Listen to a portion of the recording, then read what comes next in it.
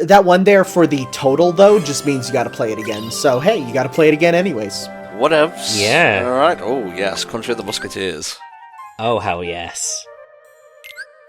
Fun story. I somehow, I don't know how, managed to, go through and beat the entirety of Melody and Memory without finishing off the Country of Musketeers. Obviously, it's perfectly possible to do that, but I had played One for All, I just hadn't played All for One, and had kind of somehow forgotten it, so I hadn't seen that cutscene. I was just like, where is this scene that I'm missing? Like, I played the entire game. No, it was there, and it was slightly mortifying when I realised. Have you seen the film this is based on, Tanner? I actually haven't.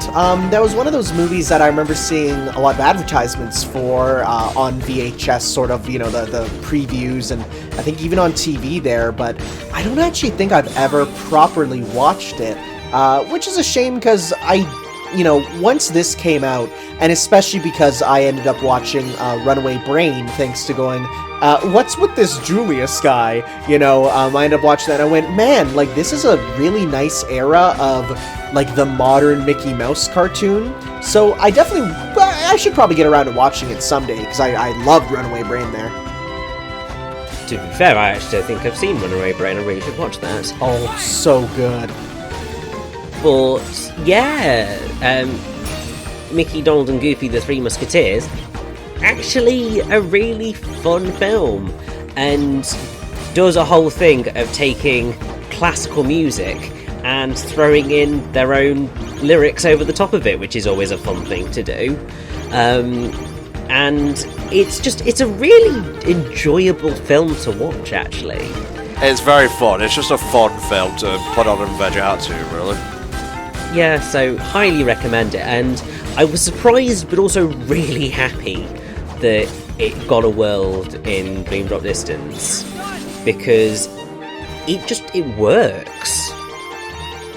It works, and it's not one I would associate with maybe Mickey's past all that much, because it seems... Because it's a play, it's a comic, I believe, in the context of the movie. Yes, it is indeed a comic. So, maybe this opens the door for other non-movie Disney stuff? Please, like, direct-to-videos and whatnot? We shall see. But the likelihood of gargoyles getting in is small. I'm sure someone is fighting for gargoyles, yeah. I'll keep pushing for it until they fucking give it to me. I think you might get DuckTales before then. Technically we already have DuckTales.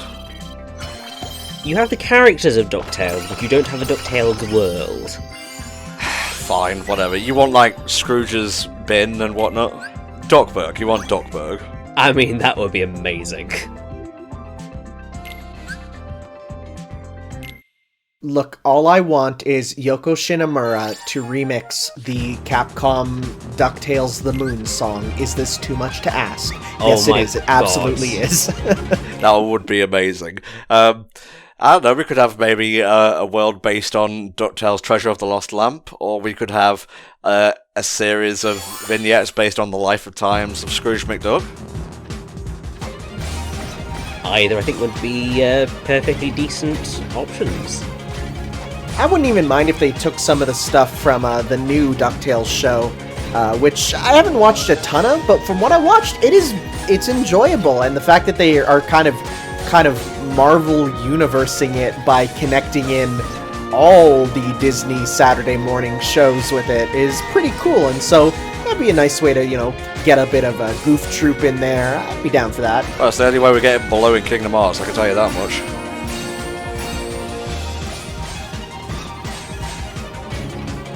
This is a fun shenanigans song. I like it quite a bit. Oh, it's a great battle theme. I also just really love that there is just the flip-flop in terms of the name, and one song is One for All and the other is All for One. It's just like, it works. It's perfection. Someone on the CD naming list was like, oh, I'm so smart. Or, just a fan of My Hero Academia. Of course.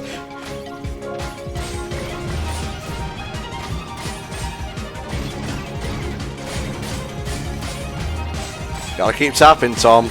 Just because there's more notes doesn't mean you can stop. There you go.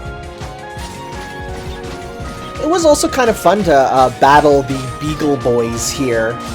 Very classic character you saw a lot in, DuckTales even if they were not the regular Beagle Boys, they were this universe's, but it was still like, yeah, that's a Disney sort of character that you'd want to fight in a game about Disney stuff.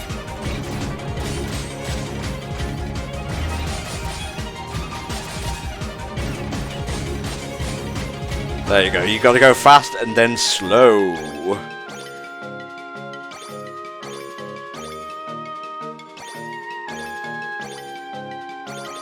Basically, Prison Island in the distance there. Mont Saint Michel, was it? Yes, I believe it is Mont Saint Michel. In general, there's a lot of French in Kingdom Hearts, you start to realize, because you have all of this, you have all of Notre Dame, in that world. You have Musique pour les tristes chiens.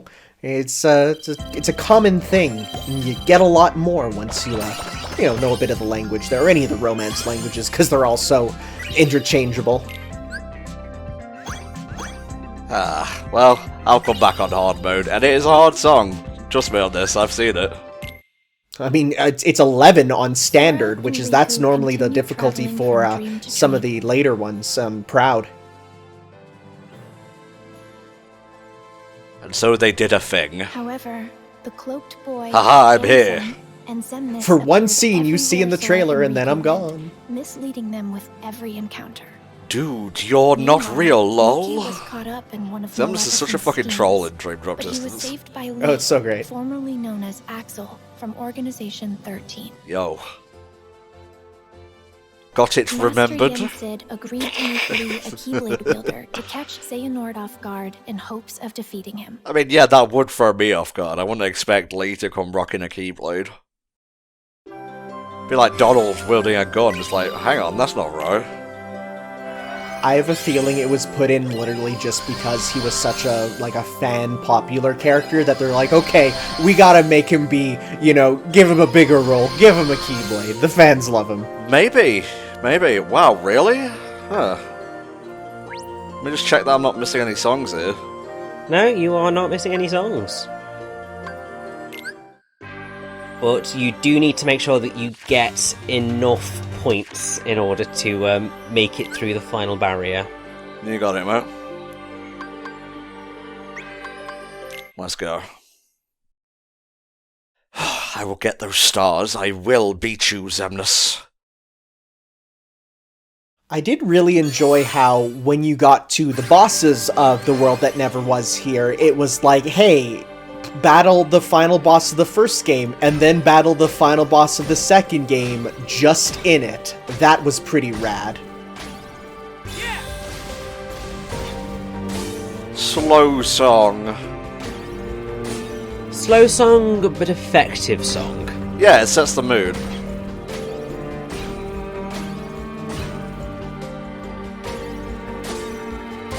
Now, the endgame of DDD is as divisive as the game itself, but Tanner, how do you feel it handled things? It is so bonkers with the reveals, and the one scene I go to is the one where they're transferring the memories into Sora and he's shaking and crying, and it's like, when I first saw that, I'm like, it's so crazy. I love it because it is kind of peak Kingdom Hearts in my eyes, because I feel like they go down from here with Kingdom Hearts 3. It doesn't get as crazy, minus some of the Remind DLC stuff, where it's just like, this is where things really start to go, hey, I hope you're paying attention, and, I love it. I love this game's ending. It just goes so many places you don't really expect. I think I sit pretty similarly on it, actually. It was one of those of... It was really a surprising ending, even though everything makes complete sense. And it's so ridiculous, but as I say many times with Kingdom Hearts, it plays it so straight and so sincerely that even though it's completely ridiculous, it's so epic. It's pretty crazy. It almost jumps the shark multiple times, but me? I'm already half Xehanort. Is iconic as fuck. The best. I just can't hate him, sorry. Alrighty, next song is a bitch I'm proud. Time to deep drop in dream drop distance. Indeed, it's the one after this one, but this one's pretty neat. Let's bring Michael with us. Why the hell not? Why the hell not, I ask you? You know, it's a bit of a shame that we don't get a special Michael outfit for this team. I would have, you know, if we replaced him with, you know, that one frog dream eater, the one you have to fight a bunch of times, Sir King Kiru or whatever, put him in there. That would have made sense. That would have been fun, but also, I mean, obviously, it's because Mickey didn't decide to really change his clothes until Kingdom Hearts 3 again. Stinky bass bitch. I know.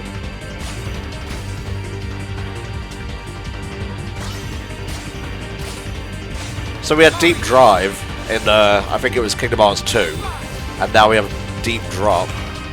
Mm-hmm. Makes a lot of sense when we're talking about dreams and, you know, that feeling of dropping deeper into sleep. Because, you know, you have 4 dreams every night, apparently, and it's just up to you if you remember them. The different stages of sleep. I know my dream last night involved smooching. It was quite nice, and I was sad when I woke up. Your pillow was like, oh no. Thankfully, I keep the saber pillow in another room. Yeah, probably for the best, Tanner, knowing you. It's not even a joke, I have one. Oh no, please help. This is the grave you chose for yourself. It's very true, and also, just be careful that you don't join Flame on the lewdness in that sense, because Flame's gone very far in the lewd, so you don't want to go full Flame. Silly Richie. I'm already half flame. Awful. Oh, God. Awful.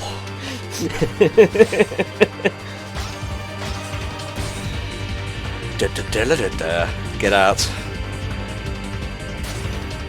Oh, tried to confuse me, sending it a free-for. But now your boy's ready. Yeah, it's usually the conclusion, but it's not.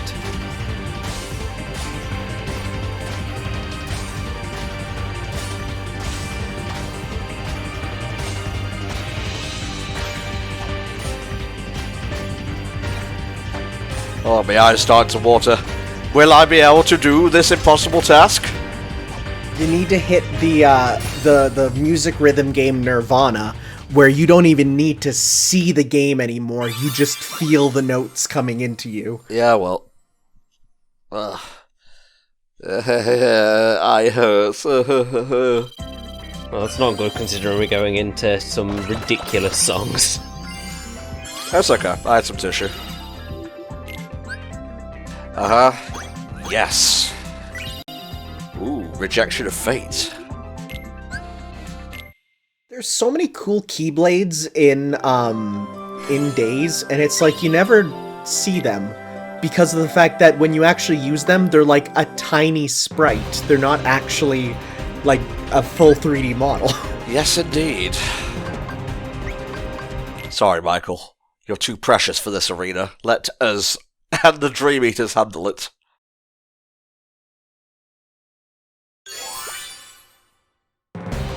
The mysterious figure, also known as Young Xehanort.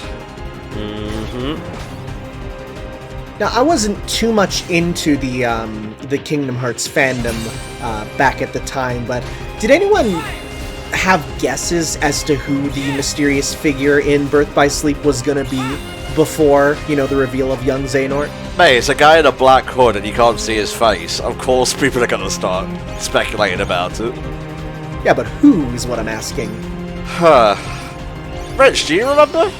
I don't, and I'm not sure whether I really remember there being any full-on discourse of people trying to figure out who the figure was, largely because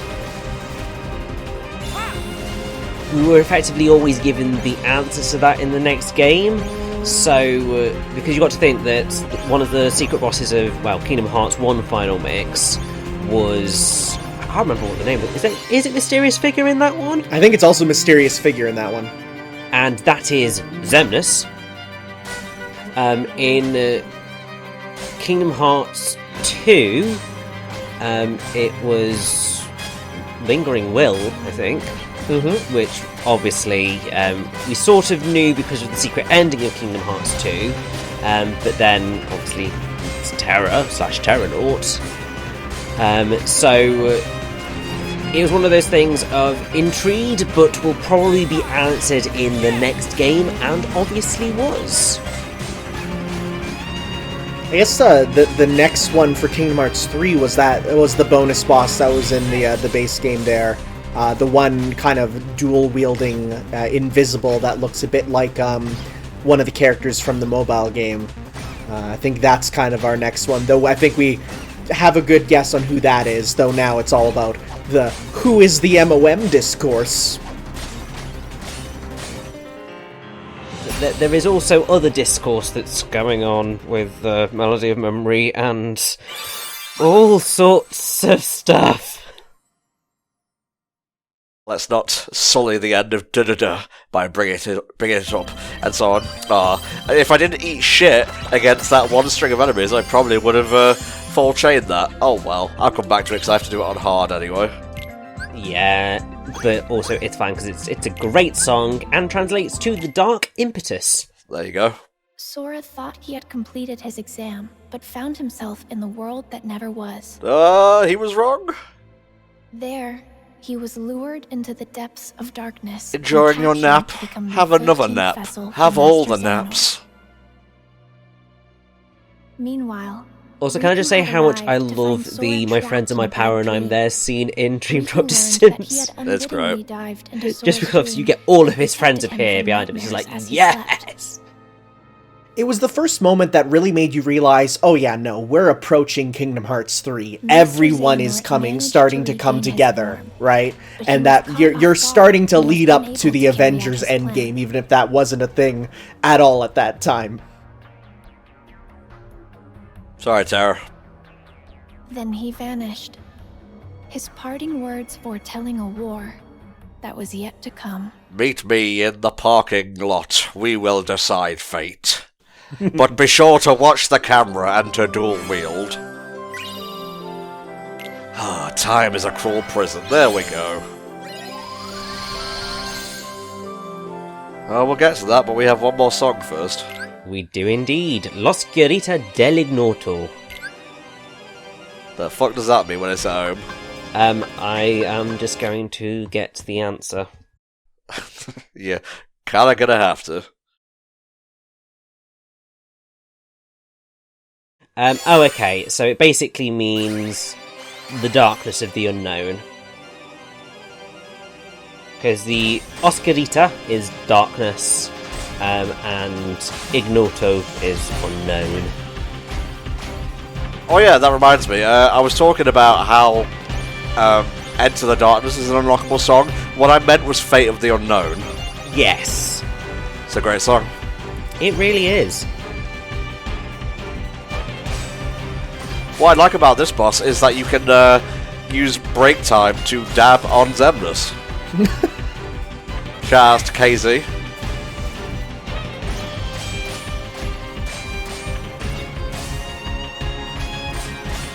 I really liked in this world how when you did the reality shift stuff, you ended up getting the super cool double Keyblade with Sora and Riku there, which I know led to a bit of speculation as when it later reappeared in Kingdom Hearts 3.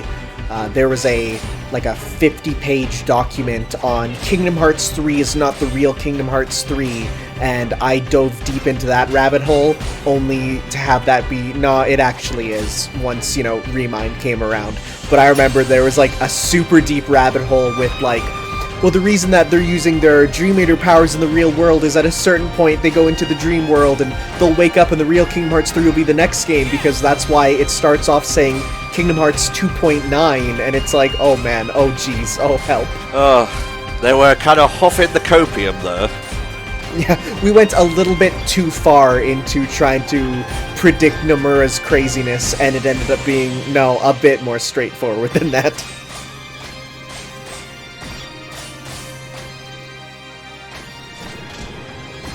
What do you think of the boss fight in general? I know I had a bit of trouble with Xehanort there in his final phase, where Yes. he basically does basically goes from having a stand to having a Requiem stand, because it was really difficult, and I had trouble there. Whereas with Xemnas, it was ridiculously easy. Especially when the way I completely destroyed him is I used one of the Elephant Dream Eaters and did the co-op attack and literally just stood on his head while his HP quickly depleted, and it was pretty great. Whereas with Riku, instead he gets the style changes from Birth by Sleep, which don't lead to as many crazy broken powers. Yes, and also you are invulnerable whilst you're doing them. Yes, that's the big thing too. You may have noticed we actually skipped over a certain boss, Anti-Blackcoat Nightmare. He had original music, he's not here. That's fine, nobody liked him anyway. I always thought he was gonna be like some super important thing in later things. It's like, nah, he was just kind of there as a original boss. Okay. Well, actually, I'm pretty sure this is the song for the Anti-Blackcoat Nightmare, unless I'm wrong. You are wrong indeed, Rich. Even though it's showing us that battle arena right now. Oh no, oh yeah, Anti-Blackcoat yeah, no, never mind. You are right, sorry. I'm melding Armored Nightmare Ventus with the oh god. Too many different types of black coats and nightmares and all sorts. I thought it was super cool to fight Ventus's armor here, you know, kind of tainted by darkness. Though I did feel it was a little bit of a victory lap boss, whereas the Zawardo using young Master Xehanort, who totally cheats and heals himself, was the real sort of boss. Time is a cruel prison. I mean, the thing is that Kingdom Hearts does have precedent for that, because the entire fight with Shion is the kind of final boss fight that we all know and love, but the actual final battle is Riku. So there's precedent in the series, and I think it works in the context of what the story was going for, so I'm totally fine with it.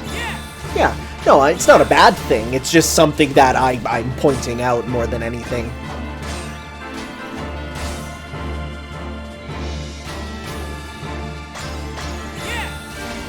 This whole, like, white background and then you have, like, black ink covering it just reminds me of Epic Mickey, really. It does. What a shame that game was so dull. Yeah, what a shame. Nothing will ever be as good as the concept art for Epic Mickey, that none of it made into the game. Yeah, well.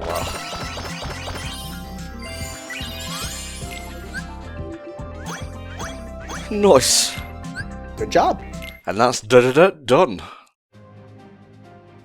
Sora lost, Riku In order to won, wake Sora, Mickey Riku Mouse. dived Thank you. into his dream once more. Kairi, female. Yes. Riku Heart continued exploded. deeper into Sora's Questions, dream, yes? where he encountered those whose Oh, and hearts Riku were was the Dream sleeping Eater, by the inside way. Sora's He was heart. Sora's Dream Eater. Because that was the thing. Thanks to their help, Sora managed to wake up safe and sound, and Riku was made a Keyblade Master. Lee's just there, chilling. Lee had become a Keyblade wielder. Whoa! Why wasn't he an expert after And training I against was another going to novice become for a like new 50 member of hours? the Guardians It doesn't of make Light. any sense. Shocking. Shocking indeed. Ah, there we go. Armored Ventus Nightmare. Not to be confused with Anti-Black Coat Nightmare. Yeah.